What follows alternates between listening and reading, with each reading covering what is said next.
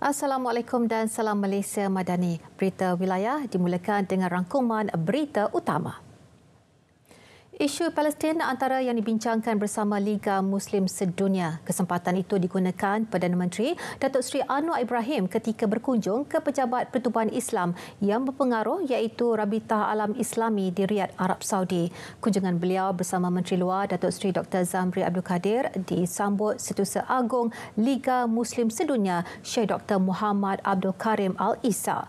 Perbincangan melibatkan isu serangan terhadap Palestin dan kesepakatan yang harus diambil pimpinan negara-negara Islam dan rangkaian ulama sedunia. Selain itu turut dibincangkan berkaitan isu dakwah dan pendidikan Islam bersempena muzakarah ulama antarabangsa yang akan dianjurkan di Malaysia kelak. Ketegasan Malaysia membawa isu penindasan terhadap rakyat Palestin bukan untuk menjadi jagoh, sebaliknya menjadi tanggungjawab membela umat Islam. Perdana Menteri Datuk Seri Anwar Ibrahim berkata umat Islam dicabar dan ia menuntut ketegasan semua.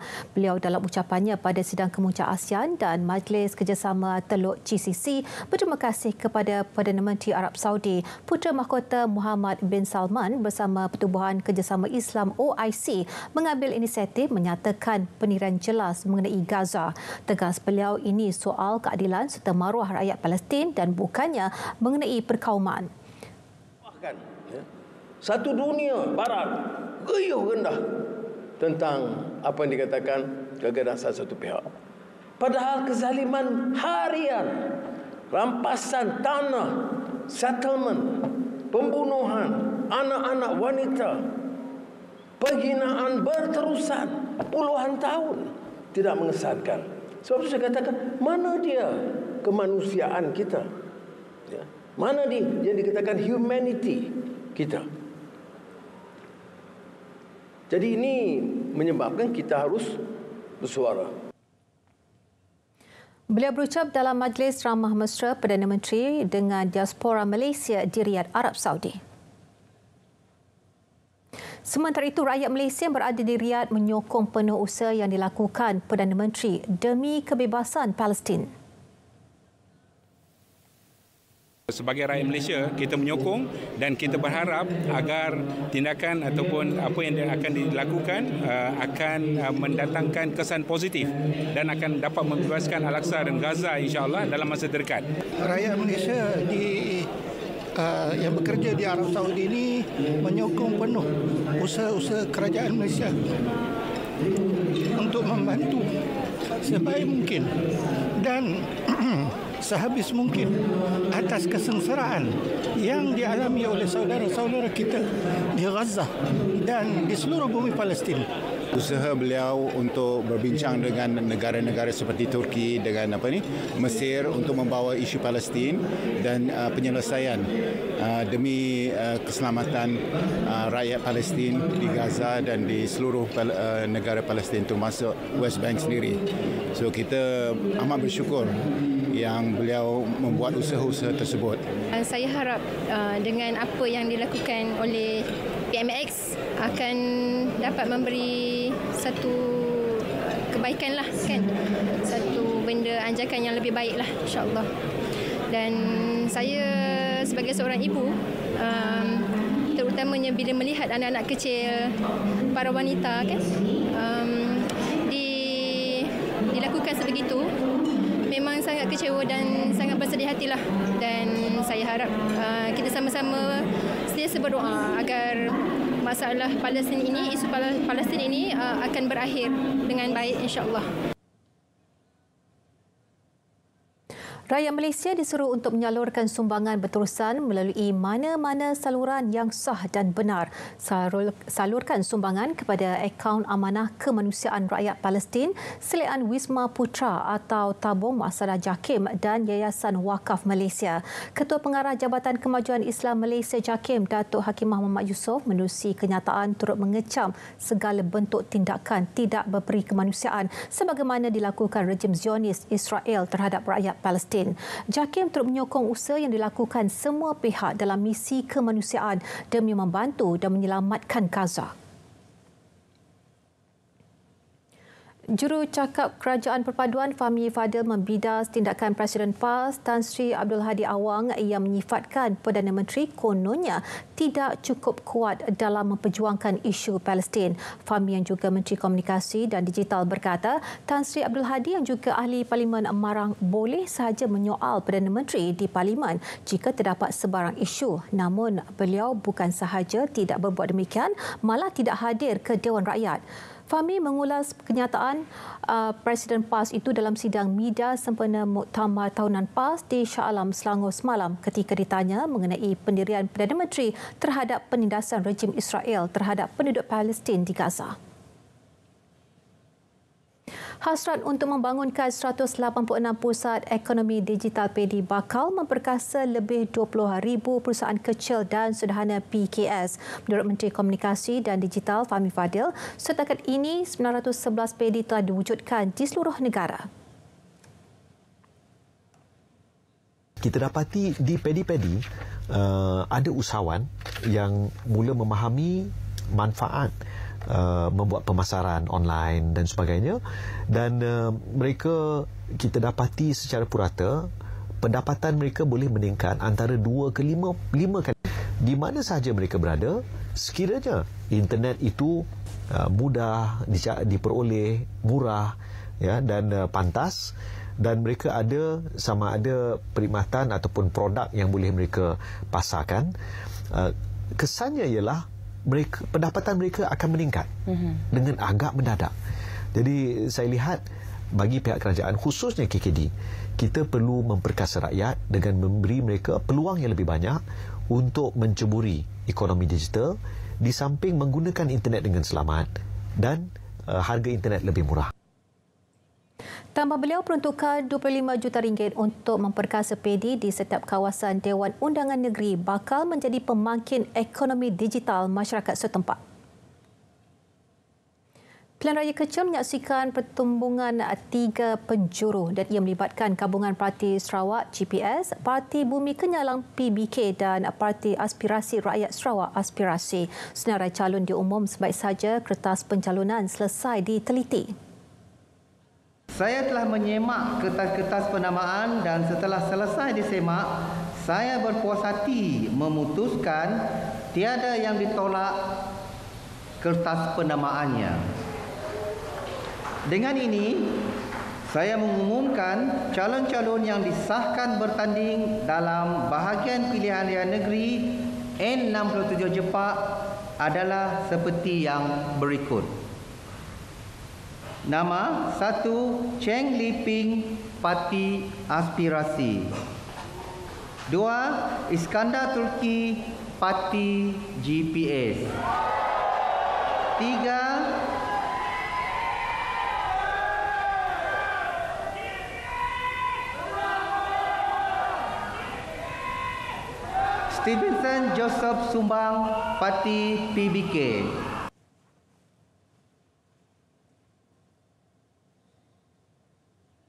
Tempoh berkempen ditetapkan selama 14 hari bermula hari ini. Seramai 22,804 pemilih berdaftar akan mengundi di Jepak dan 43 merupakan anggota polis diraja Malaysia.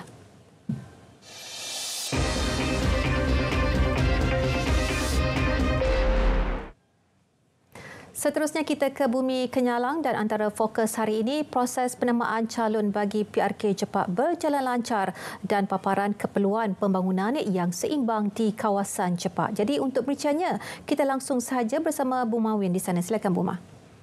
Ya Miza, terima kasih.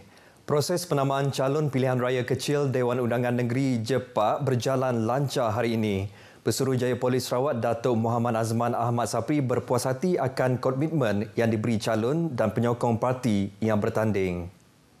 Betul, satu daripada GPS, yang kedua... Seramai 216 anggota dan pegawai polis diraja Malaysia ditugaskan di Dewan Suara Bintulu hari ini. Saya mengucapkan terima kasih kepada para pemimpin politik, pada penyokong dan juga calon kerana proses penamaan calon berjalan dengan aman dan selesai dengan baik.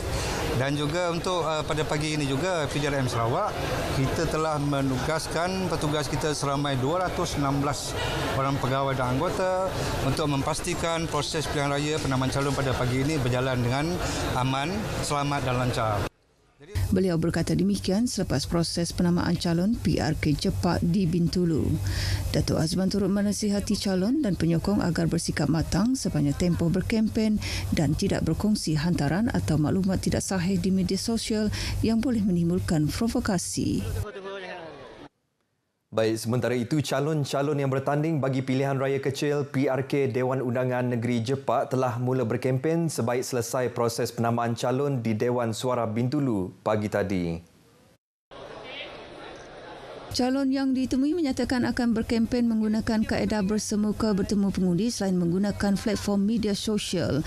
Calon gabungan Parti Sarawak GPS Iskandar Turki memaklumkan pelbagai program telah disusun atau jentera parti sepanjang tempoh 14 hari berkempen. Pelbagai aspek lah kita akan tengok berdasarkan kumpulan sasar yang kita dekati. Calon Parti Bumi Kenyalang PBK Stevenson Joseph Sumbang juga memaklumkan beliau akan menggunakan media sosial untuk berkempen selain kempen secara bersemuka khususnya untuk menambat hati pengundi muda. Kedua-duanya sekali. Sama ada dia fizikal ataupun dia punya media sosial lah. PRK Dun Jepak menyaksikan pertandingan 3 penjuru membabitkan calon GPS, Aspirasi dan PBK. Aspirasi diwakili calonnya Cheng Liping. PRK Dun Jepak diadakan selepas penyandang kerusi itu Datuk Talib Zulkifli meninggal dunia akibat masalah kesihatan pada 15 September lalu. Pada pilihan raya negeri ke-12, Allahyarham Datuk Talib memperolehi 6,277 undi mengatasi 3 lagi calon dari Parti Sarawak Bersatu, Parti Bumi Kenyalang dan calon bebas dengan majoriti 4,243 undi. Dun Jepak mempunyai 22,804 pemilih berdaftar dengan majoriti pengundi adalah Melayu Melanau. Terletak di seberang pusat bandar Bintulu, Jepak antara kawasan yang kian membangun dari segi infrastrukturnya. Salah satu projek yang begitu dinantikan oleh penduduk Jepak ketika ini pembinaan Jambatan Kemenar yang menghubungkan kawasan Jepak dengan pusat bandar. Wartawan Syadikin Bahrin ada laporannya. Dipisahkan oleh Sungai Kemenar, kawasan ini meliputi penempatan kampung tradisi penduduk Jepak, pusat bandar, lapangan terbang lama dan juga kawasan perumahan baru. Pun begitu, penduduk masih lagi berdepan kesukaran untuk bergerak pantas antara pusat bandar tanpa akses yang sistematik. Pembinaan Jambatan Kemenar dijangka memendekkan jarak perjalanan sehingga 10 km berbanding 25 km yang terpaksa ditempuhi penduduk ketika ini. Efeknya bagus kerana untuk kami orang pergi seberang pun nyaman dengan adanya tu, dengan ada jambatan tu kelak mungkin kampung kita akan maju lagi. Projek menelan kos RM466.6 juta ini sepatutnya siap menjelang hujung tahun ini, namun mengalami kelewatan akibat penularan COVID-19 3 tahun lepas. Dan kelewatan itu memberi implikasi kepada sosioekonomi masyarakat setempat. Masalah jambatan kan itu terlalu lama orang menunggu, mungkin masalah bahan-bahan apakah. Sebabnya start daripada tahun 2019 masa COVID. Nya dah start 2 tahun lebih kan cuba. Mungkin untuk dilanjut tidak semula. Mungkin tahun depan siap. Bukan hanya jambatan, pembangunan kompleks pentadbiran kerajaan negeri juga jadi pelengkap keperluan penduduk. Itu semua bakal merubah corak kehidupan bukan saja di kawasan Jepak tetapi di seluruh Bintulu. Namun tuntutan akhirat juga mendesak di kawasan ini. Kawasan perkuburan sedia ada di Kampung Jepak Ulu dan Kampung Sebuan Besar juga perlu diberi perhatian oleh pihak berwajib. Jadi masa tu tanah perkuburan kita ni memang dah tak mencukupi, dah terlalu padat dan sehingga dia dah melimpah ke bawah. Daripada dulu kalau di atas bukit sekarang dah melimpah ke bawah, ialah kita terasa tak sedap hati lah apabila kita dah menggali kubur dia berair dalam. Baginya keperluan fardu kifayah itu amat mustahak, lebih-lebih lagi dengan populasi penduduk di kawasan itu kian bertambah. Memang kita dah ada plan sekali lah dengan tempat tersebut dan lokasinya pun kita dah ketahui dah.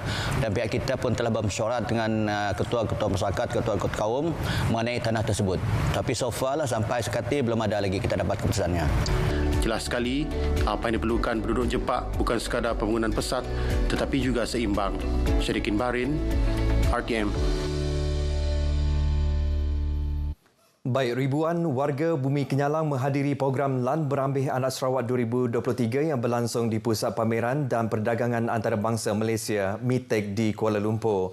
Wartawan Firdaus Arasi Idris yang turut menghadiri program itu mendapati acara tahunan tersebut terus menjadi penghubung warga Sarawak yang berada di Semenanjung, terutamanya penuntut di institusi pengajian tinggi.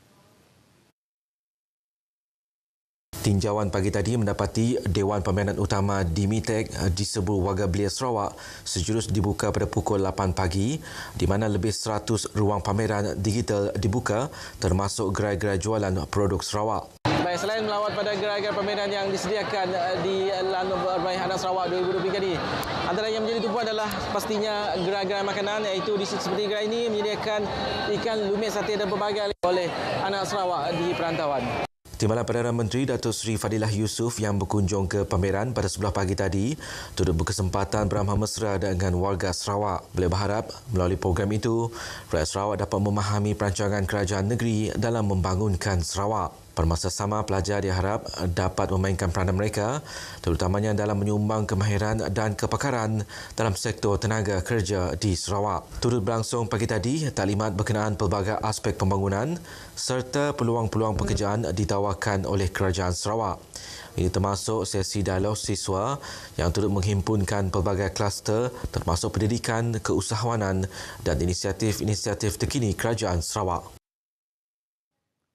Brigade Sarawak Pasukan Gerakan ARM PGA berjaya merampas lebih 657,000 kilogram produk sejuk beku tanpa permit sah dalam satu serbuan dan pemeriksaan di bawah Op Taring Bravo di satu premis di Kemenai Industrial Estate di Bintulu semalam. Komander Brigade Sarawak PGA SSC Dr. Chi Ghazali Chi Awang memaklumkan ia melibatkan sejumlah 54,900 kotak yang mengandungi pelbagai bahagian daging ayam dan daging lembu termasuk sayap, tulang dan perut selain daging khinzir dengan anggaran keseluruhan rampasan bernilai 13.3 juta ringgit. Dalam kenyataan medianya hari ini, beliau memberitahu kesemua produk makanan sejuk beku yang terdiri daripada pelbagai jenama disimpan di dalam ruang pembukuan di 3 buah bilik sejuk beku di premis berkenaan. Tambahnya lagi, pasukan serbuan yang turut disertai Jabatan Perkhidmatan Veteriner Sarawak dan Jabatan Agama Islam Sarawak juga telah memeriksa 2 lelaki warga tempatan masing-masing berumur 55 dan 70 tahun.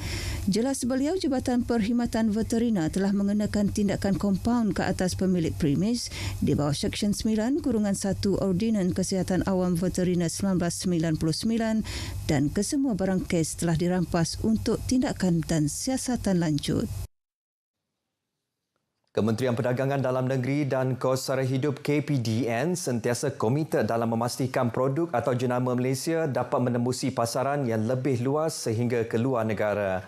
Ketua Setiausaha KPDN Datuk Seri Muhammad Sayuti Bakar berharap produk yang berpotensi tidak hanya terhad pada makanan dan minuman, sebaliknya meliputi produk kraftangan, perabot dan fashion. Katanya KPDN turut menawarkan pelbagai inisiatif untuk memartabatkan barangan Malaysia termasuklah melalui pelaksanaan Karnival Barangan Malaysia. Tahun ini juga buat culung kalinya diadakan jelajah mini Karnival Barangan Malaysia di 5 zon seluruh negara. Datuk Seri Muhammad Sayuti berkata demikian semasa merasmikan jelajah mini Karnival Barangan Malaysia Zon Sarawak 2023 di Miri.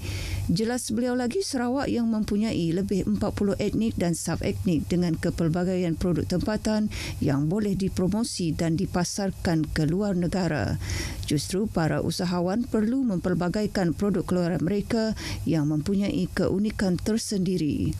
Jelajah mini Karnival Barangan Malaysia Zon Sarawak berlangsung selama 3 hari sehingga esok menawarkan pelbagai produk daripada 20 usahawan tempatan. Baik saudara, perkongsian itu tadi mengakhiri berita dari Sarawak. Salam Malaysia Madani. Kita kembali ke Angkasa Puri.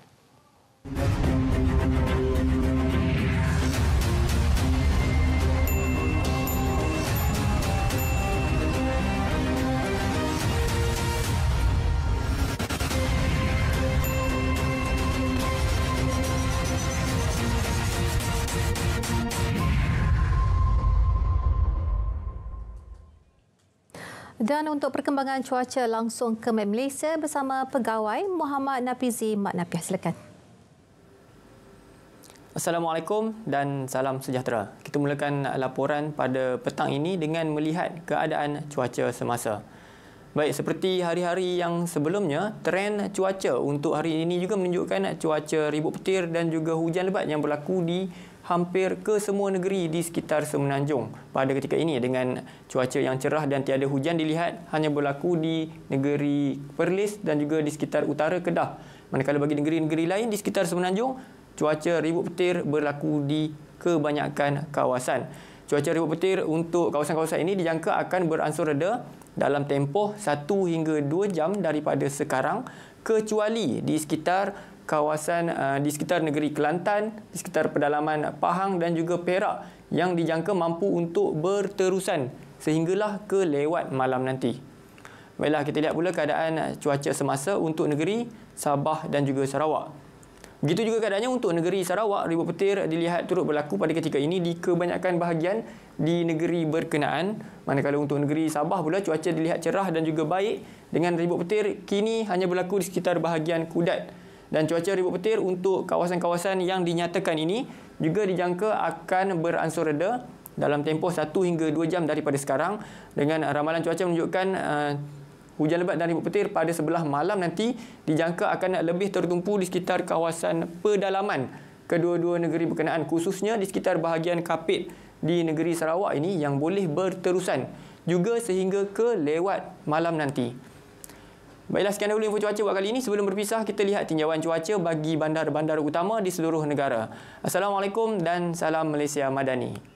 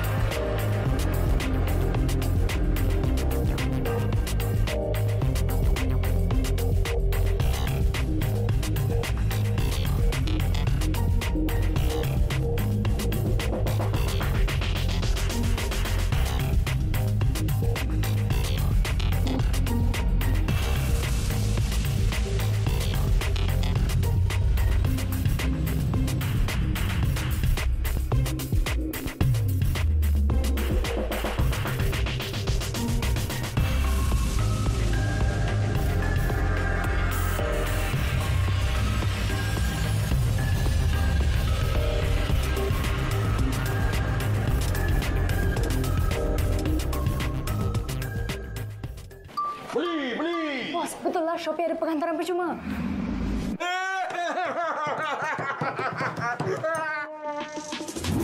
Kenapa bayar kalau dapat penghantaran percuma di Shopee? Beli sekarang di Shopee.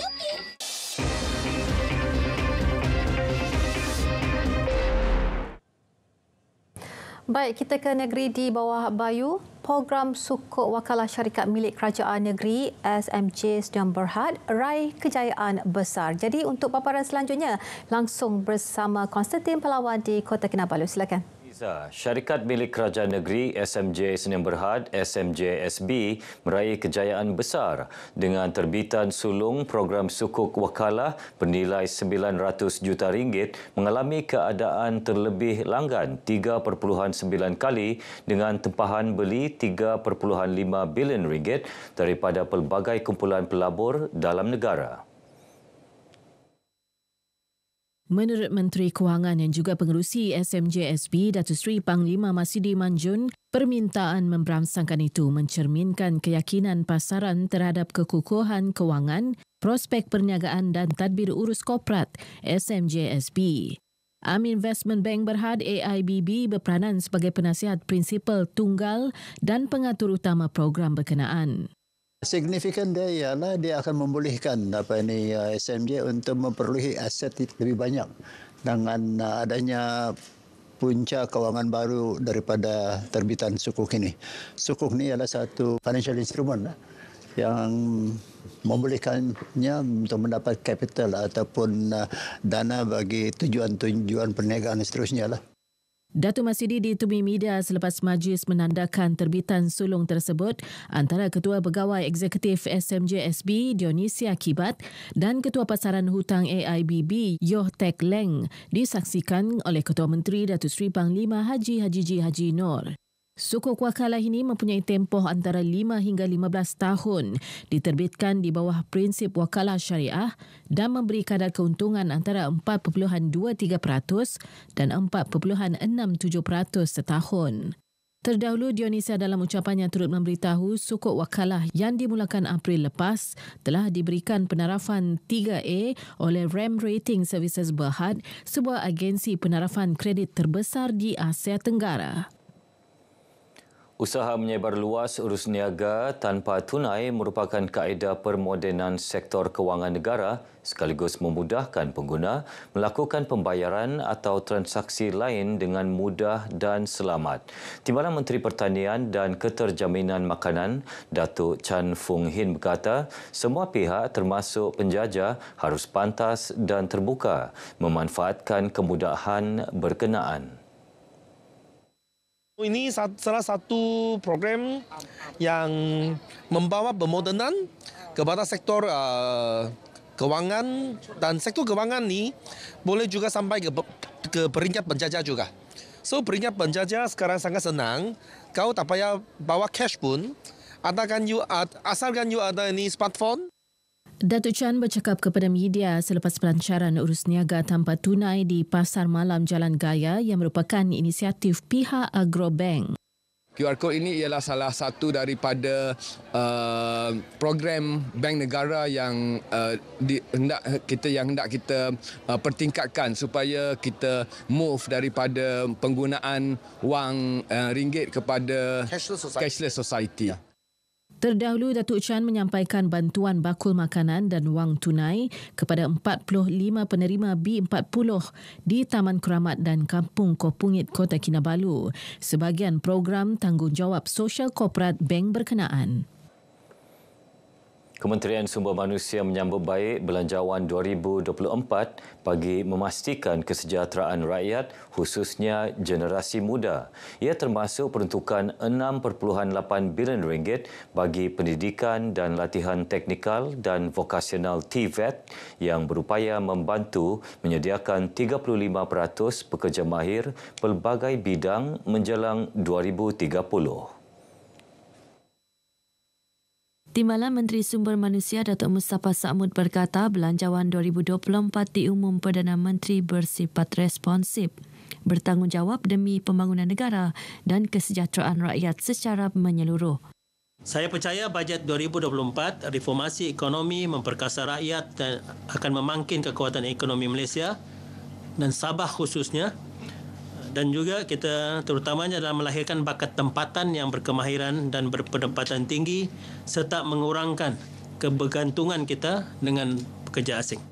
Beliau bercakap kepada media semasa melawat Kolej Teknologi Yayasan Sabah Likas. Dalam perkembangan lain, Datuk Mustafa yang juga ahli Parlimen Sepanggar ketika mengulas isu bekalan air bersih di kawasannya memberitahu perbincangan telah dilakukan bersama Kementerian Kerja Raya yang memaklumkan bahawa loji air Telibong 2 dijangka beroperasi sepenuhnya November ini. Dengan perkembangan berkenaan, isu air dihadapi penduduk akan dapat ditangani sewajarnya. Lebih 5,000 peserta mewakili 78 kontingen menyertai perarakan sambutan Maulidur Rasul peringkat daerah Sandakan. Ia berlangsung dengan meriah, antaranya melibatkan agensi awam dan swasta, badan beruniform, sekolah dan kampung-kampung bertempat di Dewan Masyarakat Sandakan. Hadir merasmikan sambutan ini Menteri Sains, Teknologi dan Inovasi Datuk Dr. Muhammad Arifin Muhammad Arif yang juga Exco Pendidikan dan Hal Ehwal Islam Negeri. Beliau turut berkesempatan menyampaikan 8 anugerah, antaranya Tokoh Maulidur Rasul dan Anugerah Siti Khadijah serta hadiah pemenang pertandingan perarakan spanduk Kompang dan Marhaban. Sambutan hari kebesaran yang kita adakan di negeri Sabah ini sangat luar biasa karena dia juga dihadiri oleh rakan-rakan kita daripada agama yang lain yang mana ini antara satu konsep yang perlu kita teruskan, melambangkan nilai keharmonian, mengajarkan kita hidup berkasih sayang, hormat menghormati dan hidup dalam keadaan harmoni. Menurut Dato' Arifin lagi, kerajaan negeri akan terus menyokong usaha pelbagai pihak termasuk NGO memperkasa aktiviti keagamaan di negeri ini, terutamanya kerjasama padu bersama Majlis Ugama Islam Sabah MUIS dan Jabatan Hal Ehwal Agama Islam Negeri Sabah. Kolaborasi kerajaan khususnya Jawatankuasa Pengurusan Bencana Negeri JPBN bersama badan-badan bukan kerajaan NGO dalam pengurusan bencana amat penting dalam mengkoordinasi operasi dengan lebih cekap, pantas dan menyeluruh. Ia juga berupaya memperkukuh serta meningkatkan kompetensi pengurusan bencana. Setiausaha Pejabat Hal Ehwal Dalam Negeri dan Penyelidikan Jabatan Ketua Menteri Datuk Awang Syahminan Awang Sehari berkata, kesiapsiagaan dan persediaan terbaik pihak berkaitan dapat memastikan keselamatan dan kebajikan penduduk terjejas sentiasa terjamin. Demikian ucapan beliau sempena perasmian program kerjasama strategik bersama agensi dan pertubuhan dalam pengurusan bencana di Negeri Sabah 2023. Datuk Awang Syahminan optimis program ini mampu memberi manfaat serta mendekatkan kerajaan dan NGO dalam memudahkan segala urusan bantuan ketika bencana. Beliau berharap kesediaan rakan strategik memberi sokongan dan komitmen kepada JPBN memberi impak berkesan sebelum, semasa dan selepas sesuatu bencana. Sukan Muhibah Jabatan Ketua Menteri merupakan medium terbaik mengeratkan hubungan silaturahim antara agensi-agensi terlibat. Setiausaha Kerajaan Negeri Datuk Seri Panglima Surveyor Safar Untung berkata, kejohanan ini juga memperkasa budaya gaya hidup sihat melalui sukan. Secara keseluruhan, 6 pasukan bertanding dalam pesta sukan ini antaranya Jabatan Ketua Menteri, Dewan Bandaraya Kota Kinabalu, Jabatan Tanah dan Ukur, Jabatan Perhutanan, Kumpulan Yayasan Sabah dan Kumpulan Sawit Kinabalu. Acara berlangsung di lokasi terpilih sekitar Bandaraya Kota Kinabalu. Antara acara dipertandingkan sepanjang 6 hari, ia diadakan ialah badminton, golf, dart, pingpong, bola jaring, tarik tali, bowling, bola sepak dan bola tampar. Datuk Safar menyatakan demikian ketika berucap merasmikan kejohanan Pesta Sukan Muhibah Jabatan Ketua Menteri di Padang Merdeka. Dan sekian perkembangan dari Sabah petang ini bersama saya Konstantin Palawan. Kita kembali bersama Miza untuk perkembangan selanjutnya dari negeri lain. Silakan. Baik, terima kasih Konstantin.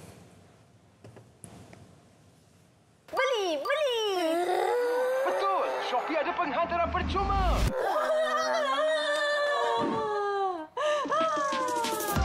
Kenapa bayar kalau dapat penghantaran percuma di Shopee? Beli sekarang di Shopee.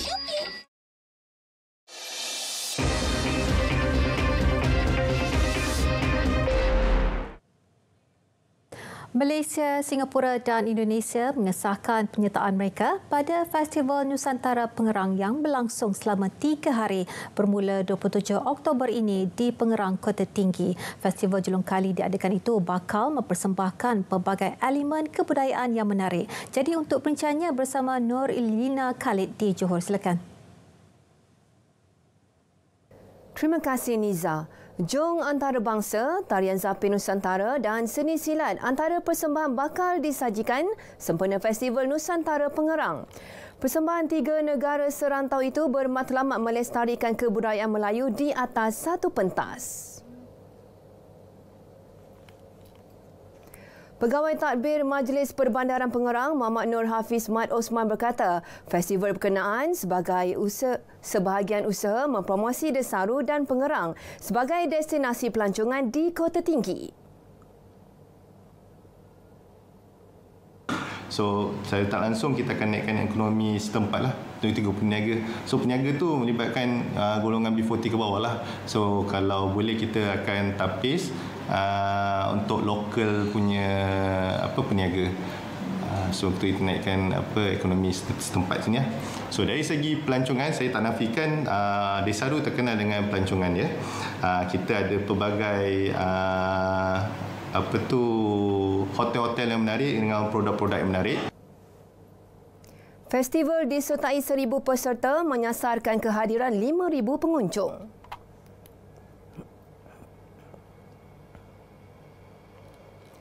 3 tahun tanpa aktiviti susulan pandemik COVID-19, Kelab Media Johor KMJ kembali aktif menerusi jelajah ke Taman Negara Endau Rompin Mersing Isnin lalu. Jelajah Media Johor 2023 Pendidikan dan Kesihatan memberi peluang kepada pengamal media mendekati masyarakat orang asli dan menikmati suasana flora fauna di situ.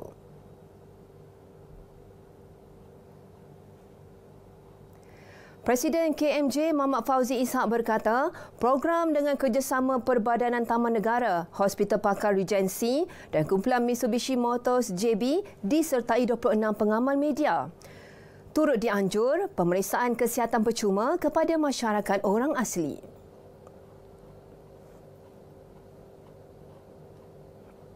Agar program ini harus diteruskan setiap tahun, selain daripada media dapat relax dengan program-program santai di dalam hutan, kita juga dapat memperkenalkan produk-produk Taman Negara yang terdapat di Taman Negara Endau Rompin. Di sini kita sediakan yang pertama sekali kita buat planning, contohnya untuk health screening program. Kita juga ada bawa barang-barang bekal keperluan untuk penduduk di sini. Baguslah sebab saya sendiri pun jarang keluar nak pergi cek pun macam tak ada kenal sendiri, jadi dapat ada datang macam ni okey, kira kita dapat tahu sedikit macam masalah penyakit tu macam mana, ada ke tak. Lebih mudah, lebih baik dah. Sebab kita kan dalam pedalaman ni jauh. Kalau lebih baik doktor selalu datang sini lebih baik dah untuk kita. Kita pun bukan orang senang, orang susah kan. Sekarang nak keluar pun makan masa 2 jam. Tapi kalau lebih elok kalau doktor datang sini, saya sangat berterima kasih bagi orang kampung lah.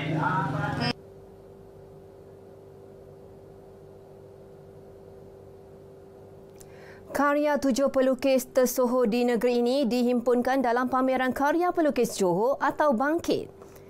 Inisiatif Yayasan Warisan Johor YWJ itu mengangkat martabat warisan budaya Johor sekaligus menjadikan muzium sebagai salah satu penyumbang utama menjana sektor ekonomi melalui seni dan budaya tanah air.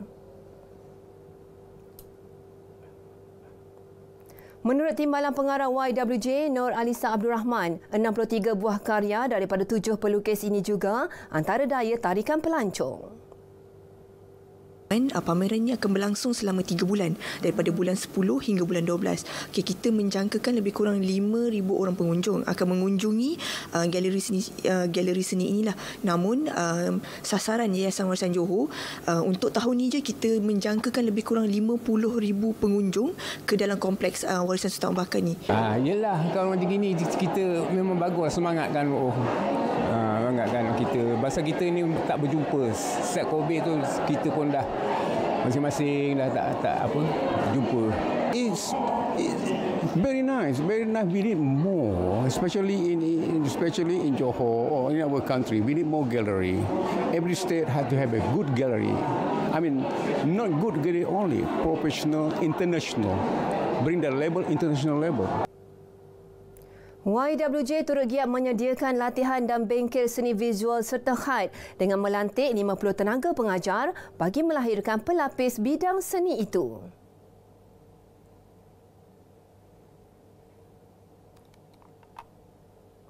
Sekian paparan dari Johor petang ini, kembali ke Angkasa Puri. Baik, terima kasih. Selangor merekodkan aduan pencemaran udara tertinggi dengan 1,996 aduan diterima setakat 15 Oktober lalu. Ia diikuti Johor dengan 955 aduan, Pulau Pinang 540 dan Melaka 425. Ketua Pengarah Alam Sekitar Datuk Wan Abdul Latif Wan Jaafar berkata, bacaan indeks pencemaran udara setakat 11 pagi tadi menunjukkan kualiti udara di 26 stesen berada pada tahap baik, manakala 42 stesen mencatatkan kualiti udara tahap sederhana dan tiada titik panas jerebu dikesan. Kita akan mempertingkatkan pemantauan kita ke kawasan-kawasan yang dikatakan sebagai hotspot ataupun kawasan-kawasan yang mudah terbakar tadi. Dan sekiranya berlaku kes-kes pembakaran terbuka, kita akan membuat siasatan lanjut dari segi satu, siapakah pelaku ataupun yang memulakan pembakaran tersebut, dan kalau yang tu kita tak jumpa, kita boleh charge pula tuan tanah ataupun tuan punya premis di mana pembakaran tersebut dilakukan. Beliau berkata demikian ketika ditemui pada sambutan Hari Alam Sekitar Kebangsaan 2023 di Iskandar Puteri. Sambutan Hari Alam Sekitar Kebangsaan 2023 memfokuskan kesedaran terhadap implikasi kebakaran tanah gambut. Topik tersebut diberi perhatian susulan risiko pencemaran udara dan jerebu yang dicetuskan akibat kebakaran tersebut. Ketua Pengarah Alam Sekitar Datuk Wan Abdul Latif Wan Jaafar berkata, sambutan turut memberi fokus mengenai kesedaran melupuskan sisa elektronik secara efektif dan selamat. Bila dah tidak mahu digunakan lagi, ianya perlu dilupuskan secara selamat di kitar semula dan sebagainya di tempat-tempat yang dilesenkan oleh Jabatan Alam Sekitar. Maknanya tidak boleh dibuang sebarangan lah. E-waste ni ke tapak-tapak pelupusan sampah biasa. Ianya perlu dilupuskan di tempat yang dilesenkan oleh Jabatan Alam Sekitar. Beliau berkata demikian semasa menghadiri sambutan Hari Alam Sekitar Kebangsaan 2023 di Iskandar Puteri yang dirasmikan Pemaisuri Johor Raja Zahir Sofia Sultan Idris Shah. Raja Zahir Sofia turut berkenan menyampaikan anugerah rakan alam sekitar kepada 5 kluster, iaitu kluster institusi, agensi, industri, komuniti, sekolah dan kampus. Kerja pembinaan jalan dan jambatan di Sungai Sepang bagi menghubungkan Bukit Belanduk Port Dickson dengan Sungai Pelik Selangor memberi kesan positif kepada penduduk sekitar, dan selain memudahkan perhubungan, ia turut memberi impak ekonomi terutama dalam aspek pelancongan. Menteri Besar Negeri Sembilan Datuk Seri Aminuddin Harun berkata, pembinaan jambatan dijangka dimulakan tahun hadapan selepas selesai isu pengambilan tanah. Peruntukan telah ada, tinggal nak lantik kontraktor insya-Allah, dan urusan dengan negeri sebelah berjiran dengan kita Selangor juga sedang diuruskan. Jadi saya ucapkan terima kasih kepada Kerajaan Negeri Selangor dan saya harap bahawa ini dapat dipercepatkan bagi kemudahan dua-dua negeri. Beliau berkata demikian pada majlis sambutan Hari Sungai Sedunia Peringkat Negeri Sembilan 2023 di Dewan Chi Shan Liang Kong, Port Dickson. Program RM1 Anjuran Perbadanan Teknologi Hijau Melaka PTHM berjaya menjana 26 tan kutipan sisa kitar semula dengan nilai bayaran RM13,000 sejak 2021. Ketua Pegawai Eksekutifnya Ismail Hasim berkata, bagi tahun ini sebanyak 7 tan sisa kitar semula dikutip dengan nilai bayaran RM4,000. Beliau berkata pihaknya menyasarkan 3 lagi program sama akan dilaksana sehingga akhir tahun ini. So, bermakna sekarang ni kita ni adalah macam Datuk kata tadi, adalah kita nak educate ke masyarakat supaya ke program ni kita dapat berikan kesedaran kepada masyarakat. Dan ini selari juga apabila Yang Amat Berhormat Perdana Menteri pada 28 bulan 9 itu telah melancarkan LETR, dipanggil sebagai hala tuju perubahan ke tenaga yang baru kan. Maka kita nak mengurangkan pelepasan ke gas rumah hijau, dan Kerajaan di Melaka kita komited pada menjelang tahun 2035 supaya KDNK kita ada 45% berbanding pada tahun 2005. So itu adalah target Kerajaan di Melaka. Beliau berkata demikian ketika ditemui pada program Kitar Semula Singgit Sposin Infinian dan Komiti Sempena Sambutan Hari Alam Sekitar Negara 2023. Tambahnya, sambutan yang diterima sejak penganjuran program berkenaan amat menggalakkan dan akan diteruskan pada masa akan datang. Pada program ini, 7 sisa kitar semula iaitu minyak masak, fabrik elektronik, tin aluminium, botol kaca, kertas dan botol plastik akan dibeli daripada pengguna pada harga antara 10 sen hingga RM2.50 sekilogram.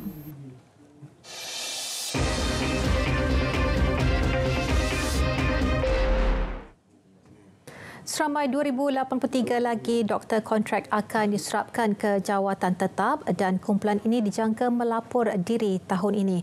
Menteri Kesihatan Dr. Zaliha Mustafa berkata kerajaan menerusi Belanjawan 2023 telah memperuntukkan 12,800 jawatan itu untuk 3 tahun berturut-turut. Jelasnya sebahagian penempatan terbabit telah dilaksanakan dan ia akan dilakukan secara berperingkat.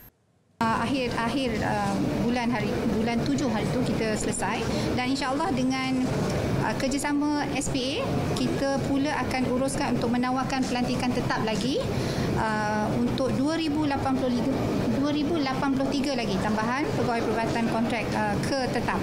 Jadi insya-Allah kita jangka untuk diorang melapor diri di fasiliti kita pada akhir Disember ini.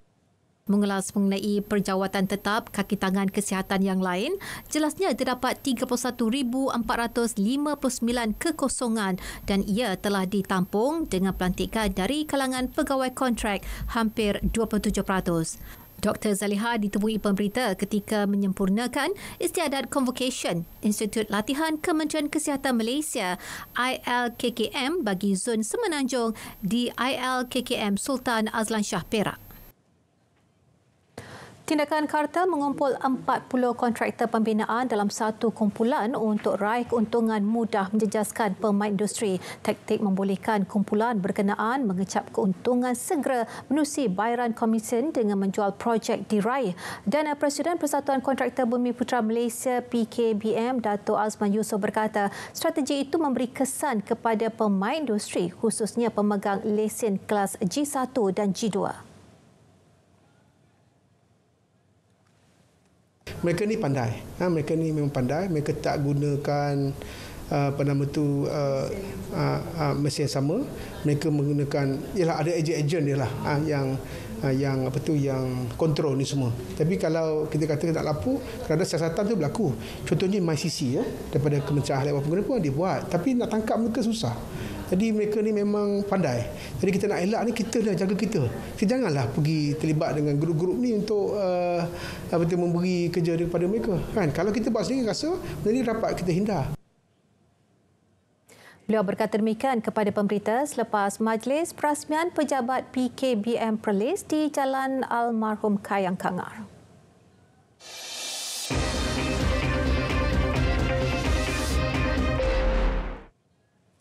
Demi memelihara kesucian ayat suci Al-Quran, istilah pemuliaan diguna pakai bagi merujuk kepada kaedah pelepasan Al-Quran yang sudah rosak atau koyak kertasnya. Wartawan Samsia Samsi ada laporannya.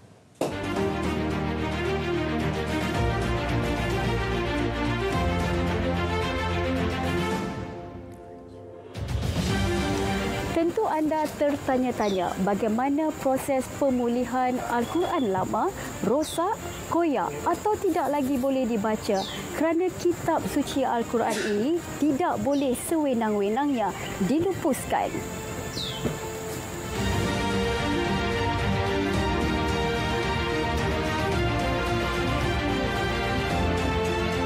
Kalau berdasarkan pengalaman kita dalam program Jom Exchange Al-Quran, rata-rata masyarakat memang menyatakan kesyukuran sebab ini merupakan satu platform yang disediakan oleh pihak KDN untuk bagi pihak masyarakat untuk kita memuliakan Al-Quran.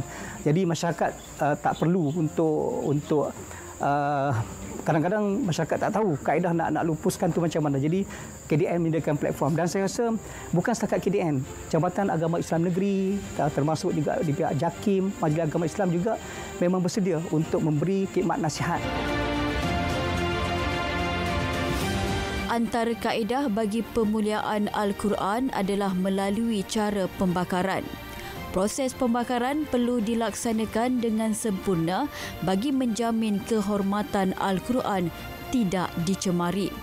Bermula dengan proses teks Al-Quran yang dipotong halus agar dapat dibakar hangus menjadi abu. tempat pembakaran perlu ditutup supaya abunya tidak diterbangkan oleh angin. Kami akan asingkan mengikut jenis-jenis bahan-bahan ini dan bakar secara berperingkat.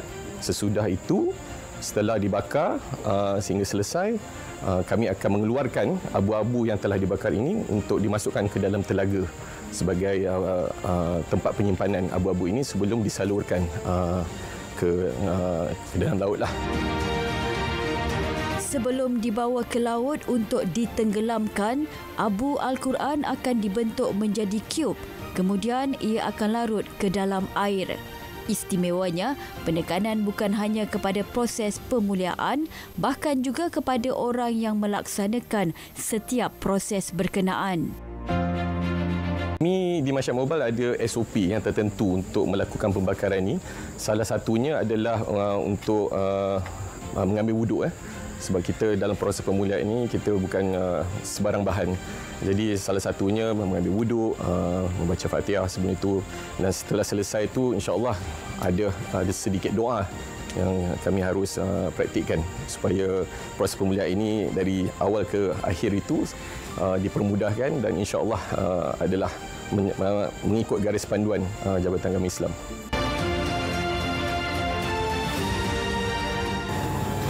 Demi memelihara kesucian dan kehormatan kitab suci Al-Quran sebagai kalamullah, ketelitian dan ketertiban semasa proses pemuliaan perlu dilaksanakan mengikut kaedah yang disarankan. Samsia Samsi, RTM. Memelihara dan meningkatkan ekosistem sungai. Usaha penjaga Urban Orchid Kuala Lumpur, Ian Masri Idris, memelihara sungai di sekitar kebun amat bermakna. Namun tindakan setengah pihak yang mengeksploitasi hidupan di sungai berkenaan amat mengecewakan, malah merosakkan ekosistem. Ikuti laporan wartawan Aisyah Yatim. You tengok ikan. Saya tengok ikan tu macam anak saya. Salah seekor pada ikan tu. Jadi you ambil ikan tu, maknanya you ambil anak saya. Itu susah saya nak tengok.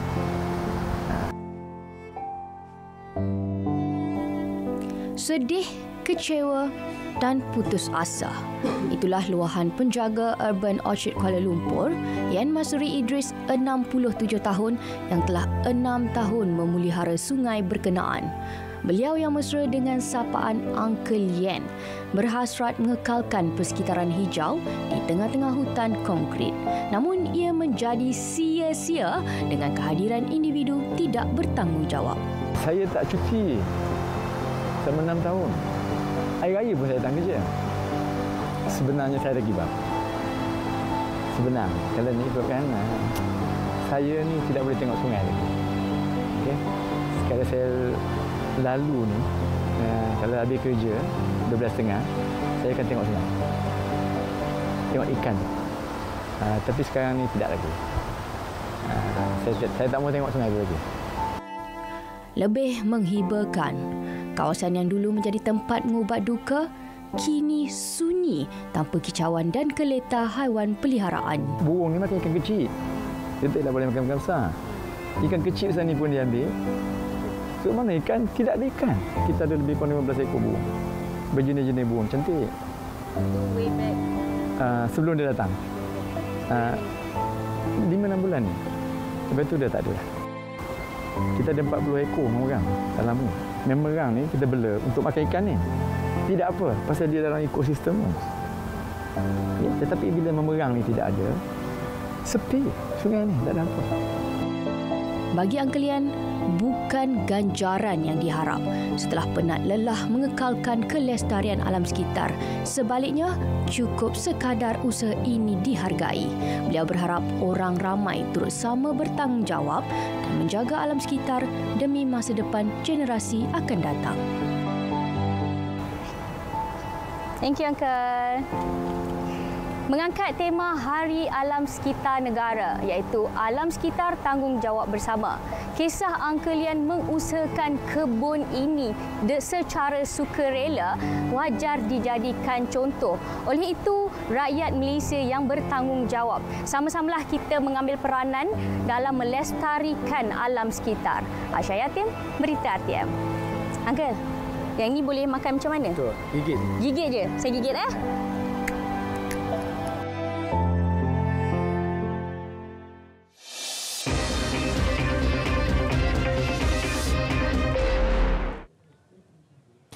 Rata-rata pesakit kanser payudara di Kelantan lambat mendapatkan rawatan menyaksikan kadar kelangsungan hidup pesakit itu rendah dan ia menyaksikan sekitar 54% pesakit mendapat rawatan hanya setelah penyakit tersebut berada pada tahap 3 dan 4. Pakar Perunding Bedah Kanser Payudara dan Endoktrin Hospital Raja Perempuan Zanab II, Datuk Dr. Imi Sairi Abdul Hadi berkata, sikap acuh tak acuh dan kecenderungan pesakit mendapatkan rawatan alternatif seperti bomoh dikenal pasti punca lewat dirawat. Kalau ikut kajian yang terbaru, dalam 54% mereka di Kelantan ni yang hadir jumpa doktor pada tahap 3 dan 4. Mungkin statistik itu telah berkurangan dari masa ke semasa, tetapi itu yang saya dapat maklum bahawa masih lagi 50 hingga 54% mereka datang pada tahap 3 dan 4, di mana pada tahap ini adalah tahap akhir kanser lah, di mana tiada banyak rawatan yang kita boleh berikan kepada pesakit. Beliau berkata demikian ketika ditemui selepas program Pink Walk 2023 yang disempurnakan Tengku Puan Temenggung Kelantan, Tunku Puan Sri Nur Hayati, Tunku Abdul Rahman Putra Al-Haj di Dataran Warisan Kota Baru.